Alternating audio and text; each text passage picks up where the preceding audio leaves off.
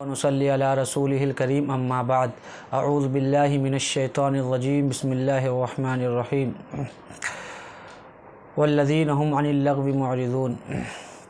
صدق اللہ العلی العظیم۔ یہ اللہ تعالیٰ نے اس دنیا میں مرد اور انسانوں کو پیدا کیا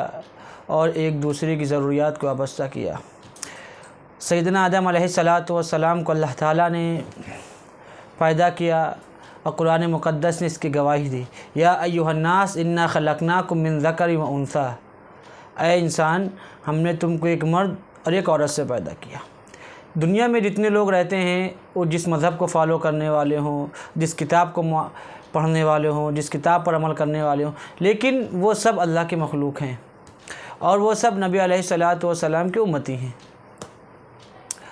اور نبی علیہ السلام چونکہ رحمت للعالمین بنا کر بھیجے گئے، اس بات کی گواہی خود قرآن مقدس نے دی، وما ارسلناک الا رحمۃ للعالمین، اے نبی ہم نے آپ کو رحمت للعالمین بنا کر بھیجا۔ اللہ تعالیٰ نے جو قرآن مقدس میں خطاب کیا وہ انسانیت سے خطاب کیا کہ یا ایھا الناس انا خلقناکم من ذکر و انثی، اے لوگو ہم نے تم کو ایک مرد ایک عورت سے پیدا کیا۔ تو یہ جتنے لوگ دنیا میں بستے ہیں یہ سب اللہ تعالیٰ کی مخلوق ہو گئے، اور مرد اور عورت کی ضروریات کو ایک دوسرے سے وابستہ کیا، ان کے ایک دوسرے کے حقوق رکھے اور ایک دوسرے کی عزت کے بارے میں بتایا، احترام کے بارے میں بتایا کہ مرد کے حقوق کیا ہیں، عورت کے حقوق کیا ہیں۔ نبی علیہ السلام جب اللہ تعالیٰ نے آپ کو مبعوث فرمایا، نبوت سے سرفراز کیا، تو آپ ایک ایسے دور میں اللہ تعالیٰ نے آپ کو بھیجا جس عرب کا وہ دور تھا جہاں عورتوں کو ظلم ہوتے تھے، لڑکیوں کو زندہ درگور کیا جاتا تھا۔ قرآن پاک کی آیت کریمہ ہی بتا رہی ہے وَإِذَا الْمَوْءُودَةُ سُئِلَتْ بِأَيِّ ذَنبٍ قُتِلَتْ، جب اللہ تعالیٰ روز محشر یہ سوال کرے گا زندہ درگور کی ہوئی لڑکی سے کہ تمہیں کس جرم میں قتل کیا گیا تھا، تمہارا کیا جرم تھا، کس جرم میں تم کو قتل کر دیا گیا۔ آج جو کولکاتہ میں واقعہ ہوا جس سے روح کانپ جائے، انسانیت شرمسار ہو جائے، شیطان بھی شرما جائے، تو اللہ تعالیٰ پوچھے گا کہ تمہارا جرم کیا تھا، کہ تم کو ان حیوانوں نے کیوں قتل کیا، تمہارے ساتھ یہ ظلم اور زیادتی کیوں کی، یہ اللہ تعالیٰ پوچھے گا روز محشر۔ وَإِذَا الْمَوْءُودَةُ سُئِلَتْ بِأَيِّ ذَنبٍ قُتِلَتْ، کہ بھائی تمہارا نہ کوئی جرم تھا، بحیثیت تم ایک عورت تھی، تم ایک لڑکی تھی، اللہ نے عورت کو ایک مقام دیا، ایک مرتبہ دیا۔ نبی علیہ السلام نے فرمایا تم میں سے جس کی 3 بیٹیاں ہوں یا 3 بہنیں ہوں یا 2 بیٹیاں ہوں یا 2 بیٹی ہوں، فَيُحْسِنُ إِلَيْهِنَّ إِلَّا دَخَلَ الْجَنَّةَ، وہ ان کے ساتھ حسن سلوک کا معاملہ کرے، ان کو اچھی تربیت کرے، نیک تربیت کرے، تو اللہ تعالیٰ اس کو جنت میں داخل کرتا ہے۔ یہ جہنم سے بچاؤ کا ذریعہ ہوں گی۔ اور ایک ماں اللہ تعالیٰ نے اس کے قدموں کے نیچے جنت کر دی کہ الامہات الجنت تحت قدم الامہات، کی جنت ماؤں کے قدموں کے نیچے اللہ تعالیٰ نے رکھ دی۔ پھر بیوی جب انسان نکاح کرتا ہے، شادی کرتا ہے، تو ایمان مکمل کرنے کا ذریعہ بن جاتی ہے کہ نبی علیہ السلام نے فرمایا جب انسان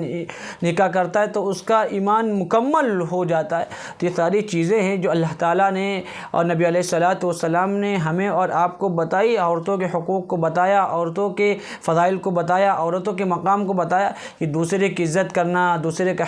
احترام کرنا، دوسرے کی ماں بہنوں کی عزت کا خیال کرنا ہمارے پر فرض عین ہے۔ جس طرح ہم اپنی ماؤں کی بہنوں کی عزت کرتے ہیں، اسی طرح دوسروں کی بہنوں کی، دوسروں کی ماؤں کی عزت کریں۔ اگر ہم نہیں کر سکتے تو ہم بدترین انسان، ایک خبیث انسان ہے، انسانیت کی شکل میں ایک حیوان ہے، درندے ہیں اور ابلیس کے فالوور ہیں، ابلیس کو ماننے والے ہیں، اس کی ذریت میں اضافہ کرنے والے ہیں۔ اگر کوئی عورت ہماری وجہ سے راستہ بدلتی ہے، کوئی لڑکی ہماری وجہ سے راستہ بدلتی ہے اور ہماری نگاہیں اس کو ڈھونڈ رہی ہیں، گویا کہ ہم بدترین انسان ہیں۔ ہمیں اپنے انسان ہونے پر شرم آنی چاہیے۔ ایک مسلمان اس کی نگاہیں نیچی رہتی ہیں۔ قرآن مقدس نے فرمایا وَقُلْ لِلْمُؤْمِنَاتِ يَغْضُضْنَ مِنْ أَبْصَارِهِنَّ، کہ اے نبی آپ کہہ دیے ان مومن عورتوں سے کہ اپنی نگاہوں کو نیچے رکھے، اور یہ بھی فرما دیا قُلْ لِلْمُؤْمِنِينَ يَغُضُّوا مِنْ أَبْصَارِهِمْ، اے پیغمبر ان مومن مردوں سے کہہ دیے کہ اپنی نگاہوں کو نیچے رکھے، اپنی شرمگاہوں کی حفاظت کرے۔ جب انسان اپنی نگاہوں کی حفاظت کرتا ہے تو اس کی شرمگاہ محفوظ رہتی ہے۔ آج ہماری نگاہیں غلط ہو چکی ہیں، آج ہماری نگاہیں خراب ہو چکی ہیں۔ ہم راتوں کی تنہائیوں میں واٹس ایپ پر، انسٹاگرام پر، یوٹیوب پر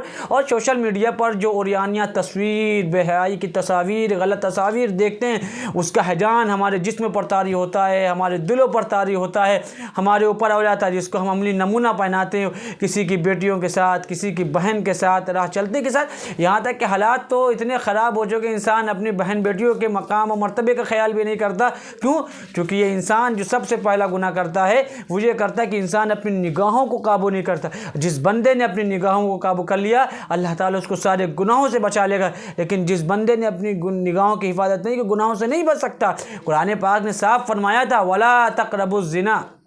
ایک جگہ زنا کے قریب مت جانا۔ زنا کے قریب یہ نہیں کہہ رہا زنا نہ کرو، زنا نہ کرو، یہ نہیں فرمایا زنا کے قریب نہ جاؤ، مطلب وہ اسباب، ان چیزوں کا دیکھنا یا ان اسباب کا اختیار کرنا جس سے زنا کا سبب دل میں پیدا ہو جائے، یا زنا کی محبت دل میں پیدا ہو جائے، یا جس سے زنا کرنے کی خواہشات دل میں پیدا ہو جائے، ایسی چیزوں کا اختیار کرنا منع ہے۔ دوسری جگہ قرآن مقدس نے فرمایا وَلَا تَقْرَبُوا الْفَوَاحِشَ مَا ظَهَرَ مِنْهَا وَمَا بَطَنَ، اور تم فواحش کے قریب نہ جاؤ، وہ چاہے ظاہر ہو چاہے چھپی ہو۔ قرآن مقدس نے ہمیں ہدایت دی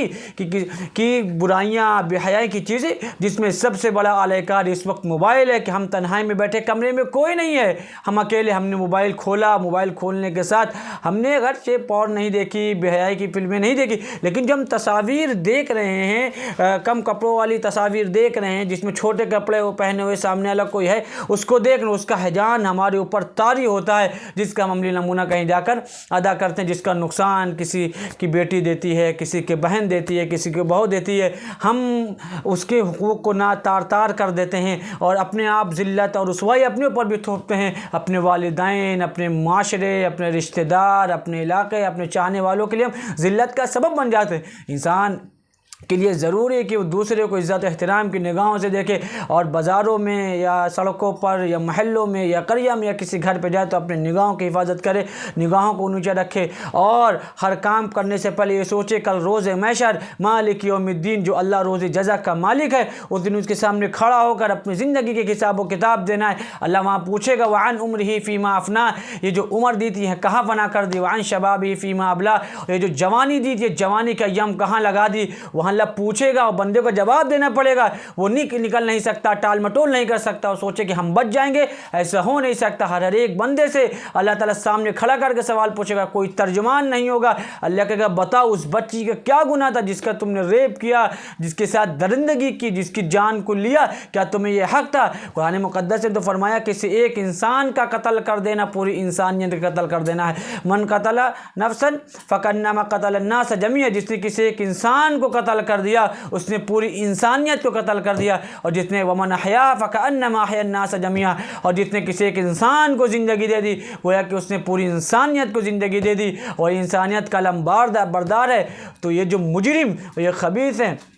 ان کو ایسی سزا ملنی چاہیے جو اسلام نے شریعت نافذ کی، جو قرآن مقدس نے فرمایا الزانیۃ والزانی فجلدوا کل واحد منہما مئۃ جلدہ، زنا کرنے والے مرد اور زنا کرنے والی عورتیں، ان کو کھڑا کر کے بازاروں پر، چوکوں پر 100 کوڑے لگائے جائیں۔ اگر جبراً کسی کا زنا کیا گیا ہے تو اس کو پتھر مار مار کر ہلاک کر دیا جائے، تاکہ آنے والے لوگوں کو سبق ملے، آنے والے لوگ سیکھیں کہ زنا کی کیا دردناک سزا۔ قرآن مقدس نے اسی لیے سزائیں رکھی تاکہ ایک کو سزا ملے گی، اب باقی آنے والے سارے لوگ محفوظ ہو جائیں گے درندے سے، شیطان سے، جو انسان تو دکھنے میں ہے لیکن اندر سے حیوان، اس کا دل نہیں ہے، اس کے اندر درندوں والا دل ہے، اس سے لوگ محفوظ ہو جائیں گے، عوام محفوظ ہو جائیں گے، معاشرہ محفوظ ہو جائے گا، اور ایک بہترین معاشرہ تشکیل پا جائے گا جب انسان ان قانونوں کو فالو کرے گا، جب انسان اس پر عمل کرے گا، قرآن مقدس کے بتائے ہوئے عمل کرے گا، جب اللہ تعالیٰ اس کو دنیا میں اور آخرت میں کامیابی عطا فرمائے گا۔ تو ہمارے اوپر یہ بحیثیت انسان کی ذمہ داری ہے کہ ہم چلے تو ہم سے دوسرے لوگ